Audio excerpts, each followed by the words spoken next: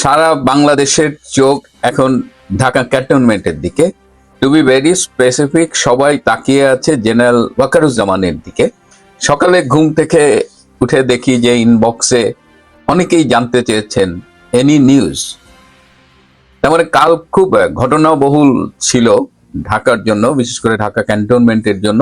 একটু পিছিয়ে যায়, গত পরশু দিন 18ই মে আমাদের বাংলাদেশের জাতীয় নিরাপত্তা উপদেষ্টা ডক্টর খলিলুর রহমান এবং আর্ম ফোর্সেস ডিভিশনের principal staff officer PSO lieutenant general Kamrul হাসানের মধ্যে একটা গোপন মিটিং হয়েছে এবং বিকেলে সেই মিটিংয়ে তারা দুজনই আলাপ করে সিদ্ধান্ত নিয়েছে যে জেনারেল ওয়াকারকে কনভিন্স করার জন্য ঢাকাস্থ মার্কিন দূতাবাসের কর্মকর্তাদের রিকোয়েস্ট করতে হবে।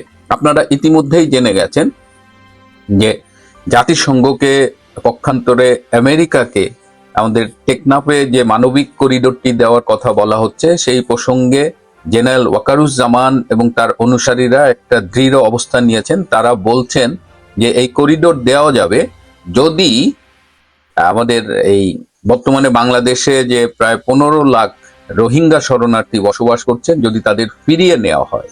কারণ এই মুহূর্তে আরাকান রাজ্যে বা রাখাইন স্টেট যেটাকে বলা হচ্ছে, রাখাইন স্টেটে কিন্তু খুব বেশি রোহিঙ্গার অবশিষ্ট নেই। অধিকাংশ রোহিঙ্গারাই বাংলাদেশে চলে এসেছে, কারণ সেখানে যুদ্ধ অবস্থা বিরাজ করছে, রোহিঙ্গাদের উপর নানা রকমের আক্রমণ চলছে। শুধুমাত্র কয়েকশো রোহিঙ্গা রয়েছে যারা সেখানে বিভিন্ন রকমের অপরাধের সাথে জড়িত, লাইক বিশেষ করে মাদক পাচারের সাথে জড়িত। এছাড়া অধিকাংশ রোহিঙ্গারা চলে এসেছে। সুতরাং জেনারেল ওয়াকারদের ভাষ্য হলো যে করিডোর দেয়া হবে তখনই যখন রোহিঙ্গারা ফিরে যাচ্ছে, এটা ইনশিওর করা হবে এবং এই করিডোর দিয়ে এই রোহিঙ্গাদের মেইনলি সব মানবিক সহায়তা দেবে এবং শুধু রোহিঙ্গা নয়, রাখাইন স্টেটে যারা আছে। তো এই প্রসঙ্গে স্পষ্ট দ্বিধাবিভক্তি দেখা দিয়েছে, কারণ রোহিঙ্গাদের ফেরাটা ইনশিওর না করে এই করিডোর দেওয়াটা হবে এমনিতেই এটা ঝুঁকিপূর্ণ, আরো আত্মঘাতী। আর আপনারা জানেন যে আরাকান আর্মি এবং রোহিঙ্গাদের সম্পর্কটা দুই মেরু। আরাকান আর্মি এরা বৌদ্ধ ধর্ম অবলম্বী, আবার রোহিঙ্গারা হলো মুসলিম ইসলাম ধর্মের অনুসারী এবং তাদের মধ্যে একদম বিরোধটা দীর্ঘকালের এবং তারা নিজেদের মধ্যেও লড়াই করছে। সো এই মুহূর্তে আপনি রোহিঙ্গাদের বাংলাদেশে রেখে আরাকান আর্মির জন্য করিডোর দেবেন, এইটা জেনারেল ওয়াকারের অনুসারীদের পক্ষে গ্রহণযোগ্য নয়। পাশাপাশি ডক্টর খলিল এবং এই রিসেন্টলি যে লেফটেন্যান্ট জেনারেল কামরুল হাসান, যার সাথে পাকিস্তান এবং আইএসআই এর সংযোগ রয়েছে বলে শোনা যায়, কামরুল হাসানরা চাচ্ছে যে এই করিডোরটা দেওয়া হোক, এই করিডোরের উপরে মিলিটারিদের দখল নেওয়া হোক। এখন যেমন সীমান্ত রক্ষার দায়িত্বে বিজিবি আছে, তখন এটাকে মিলিটারি অপারেশন জোন ঘোষণা করে এটাকে টোটাল মিলিটারিদের দায়িত্বে নিয়ে আসা হবে এবং তারা কিন্তু রোহিঙ্গাদের প্রত্যাবর্ষণের ব্যাপারে এরকম স্পষ্ট কোনো শর্ত দেয়নি। তো এই অবস্থায় গতকাল সকালে মার্কিন চার্জ দ্য অ্যাফেয়ার্স ঢাকায় যিনি কর্মরত ট্রেসি অ্যান্ড জ্যাকবসন, তার আরো দুজন সহকর্মীকে নিয়ে, তারা হলেন political and economic counsellor Eric Jillan এবং defence attache lieutenant colonel Michael Dimichi. এই তিনজন গতকাল ঢাকা ক্যান্টনমেন্টে জেনারেল ওয়াকারের সাথে মিটিং করেছেন ওয়াকারকে কনভিন্স করার জন্য এই করিডোরের ব্যাপারে। তো এই মিটিং এর কি আলোচনা হয়েছে তাদের মধ্যে, এটা না জানলেও একদম মানে আমরা যেটা সূত্র মারফত জানতে পেরেছি যে জেনারেল ওয়াকার তারা অবস্থান বদলাননি। জেনারেল ওয়াকার এখনো তাদের শর্তে অবিচল রয়েছেন এবং জেনারেল ওয়াকারকে সমর্থন প্রদান করছে নৌবাহিনী এবং বিমান বাহিনীর প্রধান। আপনারা নিশ্চয়ই জানেন যে সেনাবাহিনী, নৌবাহিনী এবং বিমান বাহিনীর প্রধান তিনজনই 13th লং কোর্সের বিএমএতে। সো তারা তিনজনই বন্ধু এবং তাদের মধ্যে সম্পর্ক খুবই বন্ধুত্বপূর্ণ। সো তারা তিনজনই এই করিডোর প্রশ্নে একই অবস্থান নিচ্ছেন। তো এই অবস্থায় করিডোর নিয়ে এখনো সেই টানাটানি চলছে। খলিল ইউনুস গং যা চাচ্ছে যে আমেরিকার হাতে তুলে দেওয়া ইন দ্য নেম অফ জাতিসংঘ হিউম্যান করিডোর, সেটা এই মুহূর্তে কিন্তু বেশ কিছুটা বাধার মুখে পড়েছে। এই অবস্থায় আপনারা বাই দিস টাইম জেনে গেছেন যে কালকে ঢাকা ক্যান্টনমেন্টে রাতে প্রায় 40 জন উচ্চ পদস্থ সেনা কর্মকর্তা জেনারেল ওয়াকারের সাথে মিটিং করেছেন। এই মিটিংয়ে ব্রিগেডিয়ার জেনারেল থেকে শুরু করে লেফটেন্যান্ট জেনারেল পদমর্যাদার কর্মকর্তারা উপস্থিত ছিলেন এবং এখানে জেনারেল ওয়াকার সবাইকে জানিয়ে দিয়েছেন যে get ready for an election, সবাইকে আসন্ন নির্বাচন উপলক্ষে তৈরি থাকতে বলেছেন। আপনারা জানেন যে সেনাপ্রধান ওয়াকারুজ্জামান অনেক আগেই বলেছিলেন যে তিনি 18 মাসের মধ্যে নির্বাচন চান। সেই হিসেবে এই জানুয়ারি বা ডিসেম্বর, এবছরের ডিসেম্বরের মধ্যেই ম্যাক্সিমাম জানুয়ারি আগামী বছরের মধ্যে ইলেকশন হওয়ার কথা। এবং জেনারেল ওয়াকার কিন্তু তার এই প্রতিশ্রুতির জায়গা থেকে এখনো সরে আসেননি। পক্ষান্তরে আমরা দেখছি ডক্টর ইউনূস এবং তার যে সাঙ্গপাঙ্গরা রয়েছে, এই যে বাচাল প্রেস সচিব ডাস্টবিন শফিক, তারপরে আরো যেসব ছাত্র সমন্বয়ক টোকাই নেতা টেতা রয়েছে, তারা কিন্তু পারলে 4 বছর 5 বছর ক্ষমতায় থাকার আওয়াজ দিয়েই যাচ্ছেন। কিন্তু জেনারেল ওয়াকার তার এই জায়গাটায় খুব রিজিড রয়েছেন এবং তিনি বলছেন আমি সৈনিক এবং আমি মুসলমান, আমি জাতির কাছে ওয়াদাবদ্ধ যে আমি নির্বাচন করব। তো গতকাল বেসিক্যালি এই রাতে যে 40 জন সেনা কর্মকর্তা তার বাসভবনে গিয়েছিলেন, তাদের তিনি এই মেসেজটাই দিয়েছেন এবং সবাইকে তিনি তৈরি হতে বলেছেন। সেখানে এক কর্মকর্তা জেনারেল ওয়াকারকে জিজ্ঞেস করেন যে আসন্ন যে নির্বাচনের কথা বলা হচ্ছে সেখানে আওয়ামী লীগ কি অংশগ্রহণ করতে পারবে কিনা, কারণ আওয়ামী লীগকে সম্প্রতি ডক্টর ইউনূস অবৈধভাবে নিষিদ্ধ ঘোষণা করেছে।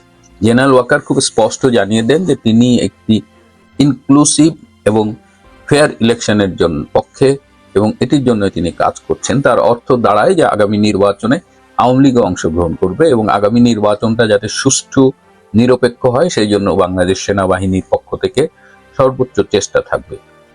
ঠিক এই সময় এই বৈঠক ঘিরেই অনেক আলোচনা সামাজিক যোগাযোগ মাধ্যমে আপনারা দেখেছেন। অনেকেই মনে করেছেন যে কি না কি হয়, কিন্তু জেনারেল ওয়াকার কি আসলে একটি সামরিক শাসন জারি করার মতো অবস্থানে আছেন কিনা। আবার যতগুলো সূত্র আছে, আমি আমার সূত্রগুলো somehow very close to General Walker. আমি যতদূর জানি যে সরাসরি সামরিক শাসন জারি করার পক্ষে জেনারেল ওয়াকার না। তিনি মাঝে মধ্যে বলেও থাকেন যে আমি তো সেনা প্রধান, আমি সরকার প্রধান নই।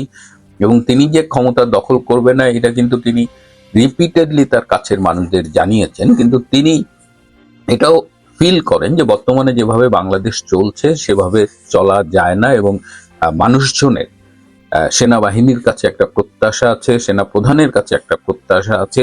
তিনি এই বিষয়গুলো জানেন, এই বিষয়ে সম্যক অবগত আছেন এবং তিনি চাইছেন যে আইনি পথে জনগণের এই প্রত্যাশাটা পূরণ করতে, এবং সেই আইনি পথগুলোই এক্সপ্লোর করা হচ্ছে।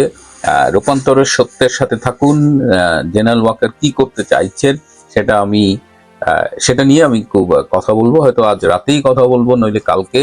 আর এদিকে আপনারা জানেন যে আগামীকাল মানে গতকাল ঘোষণা করা হয়েছিল যে আজকে সকাল 9:30টায় ঢাকা ক্যান্টনমেন্টে একটি দরবার আহ্বান করেছিলেন জেনারেল ওয়াকারুজ্জামান। এটি ঢাকায় উপস্থিত এবং ঢাকার আশেপাশে যারা আসতে পারবেন 9:30টার মধ্যে সবাইকে উপস্থিত থাকার অনুরোধ করা হয়েছিল। এই সেনা দরবারটা নিয়েও কিন্তু অনেক আলোচনা হয়েছিল যে গত 2রা আগস্ট যে একটা দরবার হয়েছিল এবং সেই দরবারটা খুবই গুরুত্বপূর্ণ ছিল। 5ই আগস্টের সরকার পরিবর্তনের আগে সেই দরবারে অনেক গুরুত্বপূর্ণ আলোচনা হয়েছিল। অনেকেই মনে করেছিলেন যে আজকে সকালে আহত সেই দরবারটিও সেরকম গুরুত্বপূর্ণ ঐতিহাসিক কোনো দরবার হতে যাচ্ছে এবং হয়তো জেনারেল ওয়াকার কোনো সেনাবাহিনীকে কোনো মেসেজ দিবেন এবং বাংলাদেশের কোনো পরিবর্তনের কথা হয়তো বলবেন। কিন্তু শেষ খবর পাওয়া পর্যন্ত জেনেছি যে আজকের সকালের দরবারটি স্থগিত ঘোষণা করা হয়েছে। এই স্থগিত ঘোষণা কেন করা হয়েছে এটা নিয়েও অনেক আলোচনা চলছে।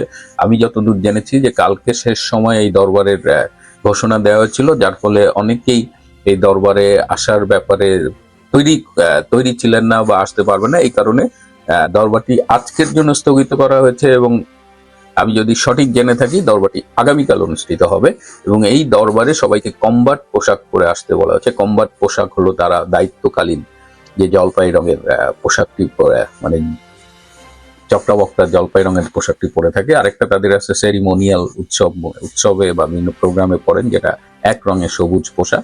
তো কমবাট পোশাকে আসতে বলেছেন এবং ঢাকা এবং আশেপাশের সব অফিসার এবং সৈনিকদের এই দরবারে যোগ দেওয়ার কথা।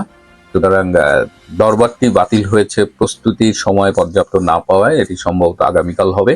কিন্তু অন্যান্য বিষয়গুলো নিয়ে সেনা সদরের নানান তৎপরতা চলছে এবং জেনারেল ওয়াকার সম্মুখ অবহিত আছেন বাংলার মানুষ তার কাছে কি চায় এবং তিনি চেষ্টা করছেন বাংলার মানুষের প্রত্যাশা আইনি পথে পূরণ করবার জন্য।